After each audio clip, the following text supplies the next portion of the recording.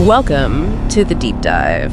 Today, we're plunging into something that really redefines fear in gaming. We're talking about the Little Nightmares series. You know, it's always been famous for that silent terror, right? That feeling of isolation and being this tiny, vulnerable kid up against these huge, grotesque monsters, really unsettling stuff. But now, Little Nightmares 3 is shaking things up big time. They're introducing online co-op, and, well, that brings up a paradox, doesn't it? Like, two heads should be better than one against monsters, you'd think. But our sources are saying this shared experience, it might actually double the terror. So our mission today for you is to really unpack how this new co-op thing becomes the game's, like, true source of horror, the real genius behind it. Okay, so let's get into it. The big shift here. Little Nightmares 3. It's being developed by Supermassive Games, and they're bringing in two totally new characters, Lo and Alone. And yeah, for the first time ever, you can actually go through this nightmare with a friend online. This isn't just some add-on feature, is it? It sounds like it changes the whole game. Oh, absolutely. What's really fascinating is how the entire game seems built around this co-op. It's not just tacked on. Yeah. The level design itself, it forces cooperation. Puzzles need these really intricate, synchronized actions. And the encounters, the scary bits, they demand careful coordination. Mm-hmm. So, like you mentioned Lo and Alone. Lo's got a bow and arrow. Alone has this wrench. And they have unique skills. You have to use them together to get anywhere. Can you give an example? Like, how does that work in practice? Right. Okay. So imagine maybe Lo needs to shoot an arrow at something high up to, say, drop a bridge. Yeah. But the target is hidden. Alone, using her wrench, maybe has to turn some crank to expose that target.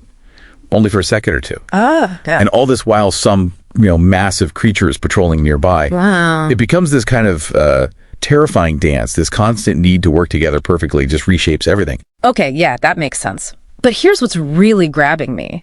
The sources mention this fresh source of anxiety, something beyond just the monsters. Because usually adding a friend makes horror games less scary, right? You lose that lonely feeling. How did Supermassive flip that script? How do they make co-op more terrifying? Yeah, that's a great question. And it really gets to the heart of collaborative fear, I guess. Yeah. The developers seem to have designed it so meticulously that, well, if one player messes up, just makes one careless mistake, it can mean instant death for both of you. Oh, wow. Okay, so it's not just about you surviving. Exactly. The pressure isn't just, can I dodge this monster? It's, can we together navigate this perfectly? Right. You're not just surviving the spiral, this weird, horrible world they're in. You're doing it with this intense need for perfect timing and, crucially, communication with your partner. So the real horror, it shifts. It absolutely shifts. The true horror, you could argue, isn't just the creature in the dark. It's the chilling knowledge that your survival is completely tied to someone else, their potential mistakes, and maybe, your own fear of letting them down. Yeah. It creates these incredibly intense shared moments of terror. It taps into something really fundamental about relying on other people. That's fascinating. So you go from feeling alone and vulnerable to feeling vulnerable together, but with this added weight of responsibility. What really stands out to you listening to this about that change? Moving from isolation to interdependent terror, it feels like it's not just about the jump scares anymore. It's this psychological weight. So wrapping up a bit, Little Nightmares 3 seems to be pulling off something pretty special and keeping that signature creepy atmosphere, but creating this totally new kind of terror through shared vulnerability. That pressure of relying on your partner, it really does multiply the fear. It does, yeah. It amplifies it in a really unique way.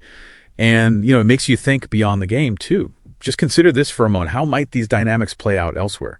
Shared responsibility, the fear of someone else's mistake impacting you in, real-world, high-stakes situations. What does that whole experience maybe reveal about trust, about interdependence in any kind of partnership, really, whether you're facing game monsters or, something else entirely, something to think about.